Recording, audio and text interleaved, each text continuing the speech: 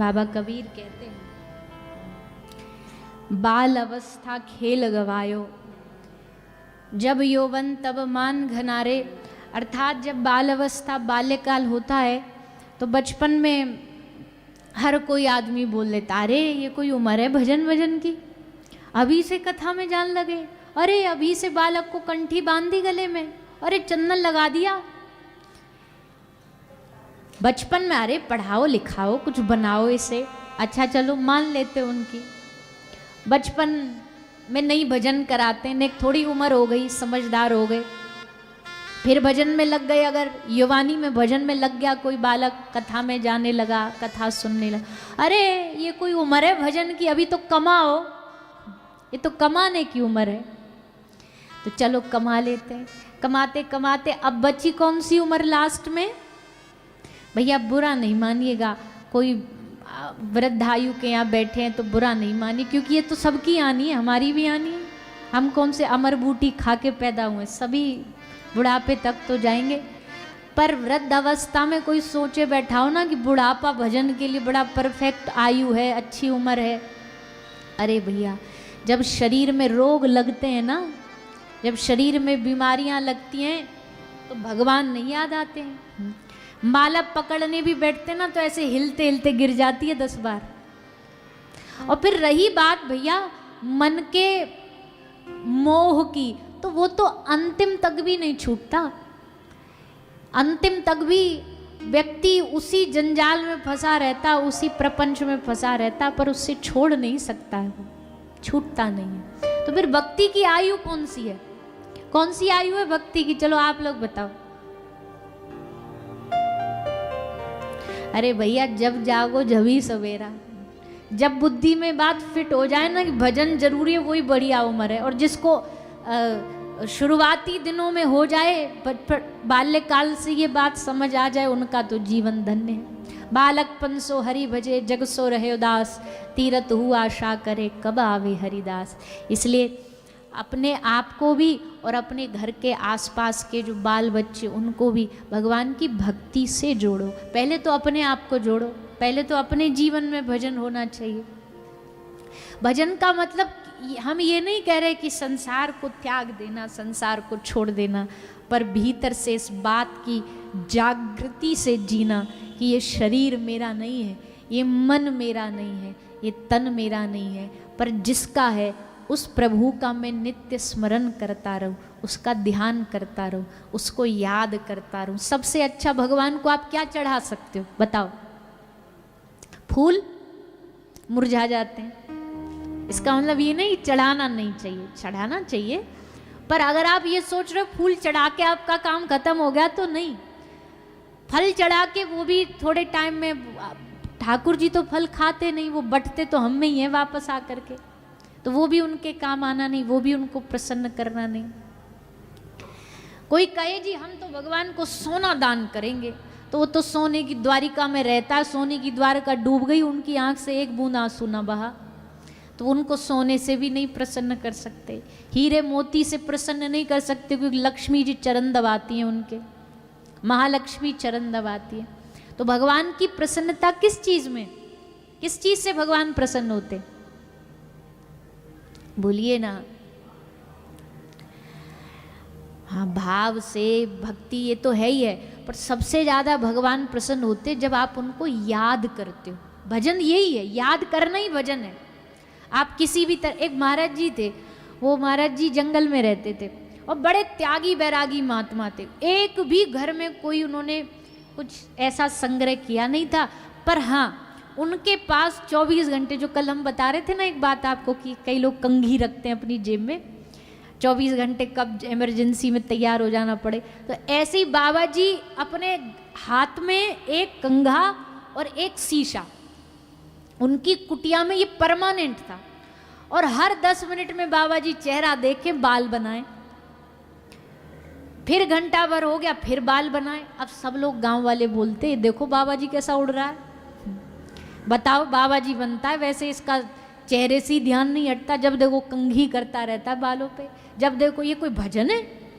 बाबा जी को भजन में लगा रहना चाहिए, ये क्या कंघी शीशा करता रहता? संसार वालों को तो यही नजर आएगा, क्योंकि ये तो दिखने में भी ऐसा ही लगता है, पर जो सच्चे महापुरुष होते हैं वो जानते इस बात में भी कुछ बात है। तो एक साधु ने पूछा, बाबा जी ऐसा तो हो नहीं सकता कि आप अपना चेहरा चमकाने को कंघी शीशा रखते हो, इसके पीछे कोई तो भाव है आपका, बताइए। तो बाबा जी बोले, मैं हर क्षण ठाकुर जी को बुलाता रहता हूँ, पुकारता रहता हूँ कि प्रभु आप आ जाओ, प्रभु आप आ जाओ। अब पता नहीं कौन से क्षण में ठाकुर जी आ जाएं और आकर के वो मुझे ऐसा अस्त व्यस्त देखेंगे तो क्या कहेंगे कि तू मेरे लिए तैयारी नहीं था। इसलिए हर घंटे में अपने आप को पूरा तैयार करता हूँ कि पता नहीं अब ठाकुर जी आ रहे होंगे, देख करके उन्हें लगे हाँ क्या तैयारी है। अब आप किसी के घर में आने की जब खबर रहती है तो पुराने कपड़ा उतार के बढ़िया वाले पहन लेते हो। भले घर में अपने घर में तो आदमी कैसे भी कपड़ा पहने, पर जब पता चले रिश्तेदार आ रहे हैं, कोई आ रहा है, अतिथि आ रहा है, तो तैयार हो जाते। तो तैयारी उसको भी पता लग जाती है कि बेडशीट एकदम बदल जाती है, सब चीज़ सेट हो जाती हैं, बढ़िया एकदम जगह पर रख जाती हैं, तो मतलब अतिथि समझ जाता हमारे आने की तैयारी है, तैयारी करी इन्होंने। ऐसे ही कब ठाकुर जी आ जाएं इसलिए हम तैयारी करके रखते हैं, कंघा तुरंत निकालते हैं कि अब ठाकुर जी आ रहे। अब बताओ कंघा शीशा की कोई भक्ति शास्त्र में है? शास्त्र में तो ऐसी कोई भक्ति है नहीं।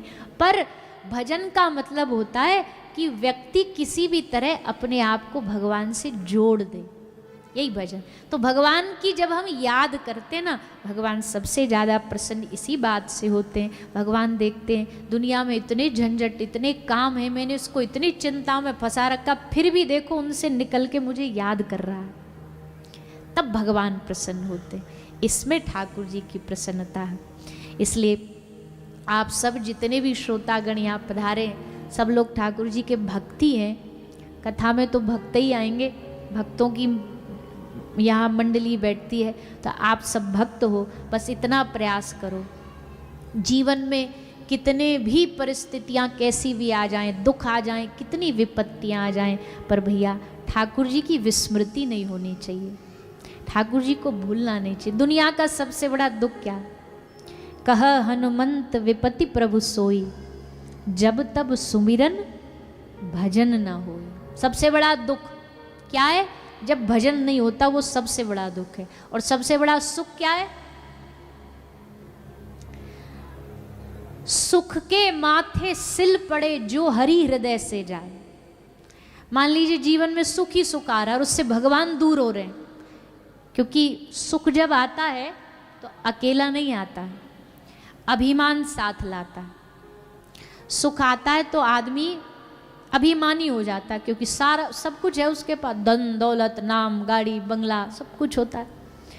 तो सुख के माथे सिल पड़े जो हरि हृदय से जाए, और बलिहारी उस दुख को जो पल पल नाम जपाए।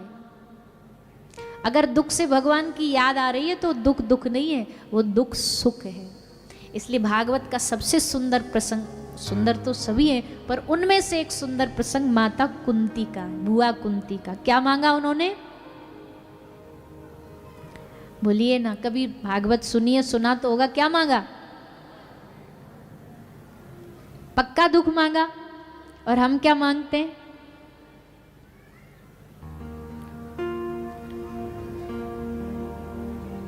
आरती गाते गाते क्या बोलते हैं? सुख संपत्ति। अब इसमें लोग तर्क क्या देने लग जाएंगे, पता हमने थोड़ी लिखी है, अब ये तो जिनने लिखी है उनसे जाके बोलो आप। शिवानंद जी की आरती है, और भी कई आरती उन्होंने लिखी है। पर देखो भैया क्या होता है ना, जैसी डिमांड होती है मार्केट में, फिर सप्लाई भी वैसी करनी पड़ जाती है, मजबूरी हो जाती है। कई चीज़ें ऐसी हैं जो हम भी ऐसा एक दो बार हो जाता है, प्रयास करते ना हो, पर बहुत बार ऐसा हो जाता है। कोई भजन ऐसा है जो हमको नहीं गाना का बहुत भाव होता, पर वो दुनिया को थोड़ा अच्छा लगता है, तो हम फिर चलो इनको खुशी है तो गा देते।